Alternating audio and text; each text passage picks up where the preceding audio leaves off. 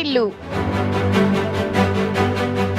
విజయనగరం పట్టణంలో నూతన జోనల్ మరియు రీజనల్ కమిటీ ఎంపిక కార్యక్రమం జిల్లా పరిషత్ ప్రాంగణంలో గల మీటింగ్ హాల్లో జరిగింది. ఈ కార్యక్రమంలో రాష్ట్ర హడ్హక్ కమిటీ సభ్యులు టీవీరావు, విశాఖపట్నం నుండి సిఎస్ఐ మరియు సత్యనారాయణ ఆధ్వర్యంలో ఎన్నికలు జరిగాయి. ఈ ఎన్నికలు సామరస్యంగా అందరి ఆమోదంతో ఏకగ్రీవంగా ఎన్నిక జరిగింది.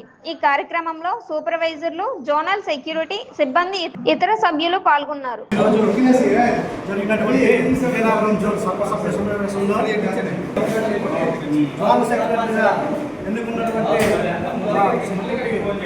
సిబ్బంది అందరికీ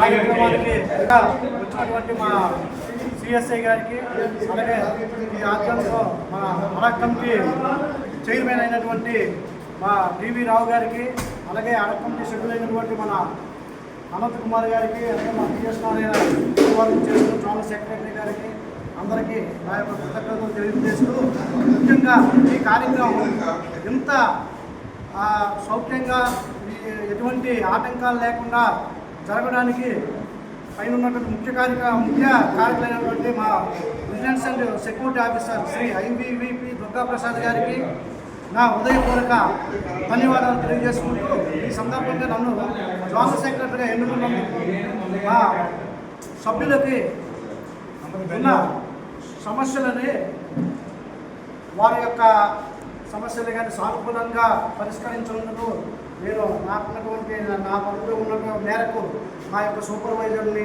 అలాగే గౌరవనీయులైనటువంటి మా బిఎన్ఎస్ఓ గారిని సంప్రదించి వాళ్ళ మధ్యలో వారధిగా ఉండి సమస్యలు ఏమైనా పరిష్కారం కృషి చేస్తానని నా వంతు సహాయ సహకార్యాలు మా సభ్యులందరికీ అందజేస్తానని ముఖ్యంగా ఈ విధంగా నేను తెలియజేసుకుంటూ, నాకు ఈ అవకాశం ఇచ్చిన కమిటీ సభ్యులందరికీ నా ధన్యవాదాలు తెలియజేసుకుంటూ, ముఖ్యంగా సంతోష్ టీవీ వారికి కూడా ధన్యవాదాలు తెలియజేసుకుంటూ నేను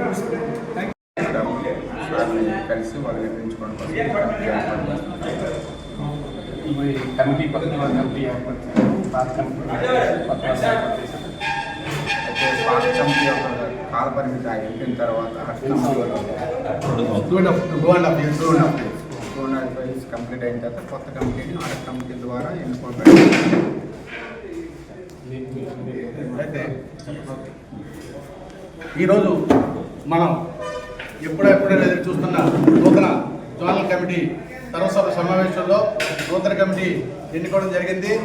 ఈ కమిటీలో మొత్తం మన 4 రీజన్ల నుంచి నానాతో కలుపుకొని 80 సభ్యులు, అలాగే రాష్ట్ర కమిటీకి 4 సభ్యులు ఏకగ్రహంగా ప్రతిపాదన చేయడం జరిగింది.